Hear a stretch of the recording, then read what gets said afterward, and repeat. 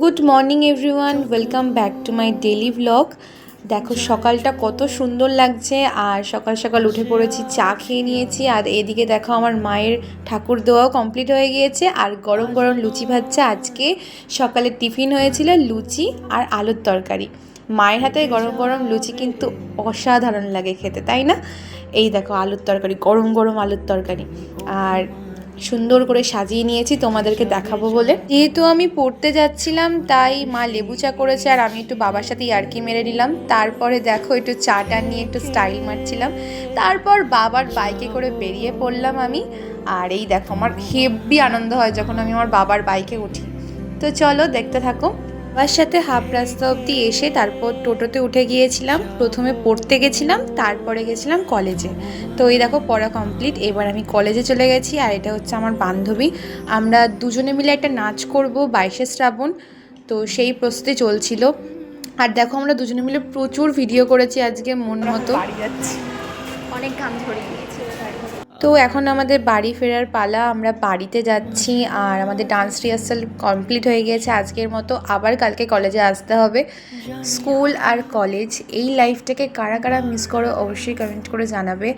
আর কে কে কোন কলেজে পড়তে সেটাও জানিও অবশ্যই।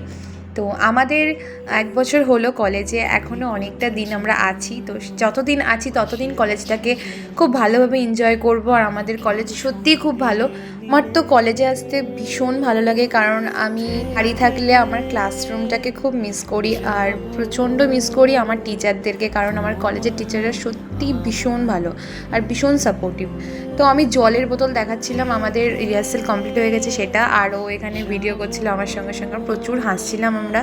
তো যাই হোক, আমরা বাড়ির উদ্দেশ্যে রওনা দিয়ে দিয়েছি। আর এই যে হচ্ছে আমাদের কলেজের মেন গেট।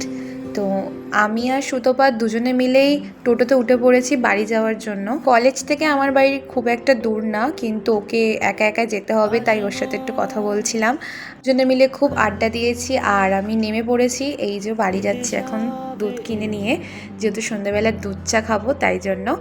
আমার বাড়ির যাওয়ার রাস্তা। এই তো তোমাদের সাথে কথা বলতে বলতে আমি বাড়িতেও চলে এসেছি, আর এসিটা চালিয়েছি কারণ ভীষণ গরম ছিল আজকে। দেখো এখন 3:30 বেজে গিয়েছে, আর আমি এখন খাবো খাবার। তো মানে অনেকটাই লেট হয়ে গিয়েছে আজকে। আর মা আজকে রান্না করেছিল ডিমের ঝোল, কেওড়ার টক। তো আমি খাওয়া দাওয়া কমপ্লিট করে নিয়ে, খাওয়া দাওয়া সারার পরে দুপুরবেলা একটু ভিডিওটাও এডিট করে নিলাম। আর এই তো সন্ধে হয়ে গিয়েছে। আমার মা প্রত্যেক দিন সন্ধেবেলায় ঠাকুরের গান শোনে, তো আমি আর আমার মা ফোনে গান শুনছিলাম দুজনে মিলে। আর মায়ের সন্ধে দেওয়াও কমপ্লিট হয়ে গিয়েছে। এই দেখো মা দুধ চা করেছে, অনেক দিন পর আবার দুধ চা খেলাম, কারণ আমার দুধ চা খাওয়া বারণ। আর সাথে একটু ভিডিও করে নিলাম।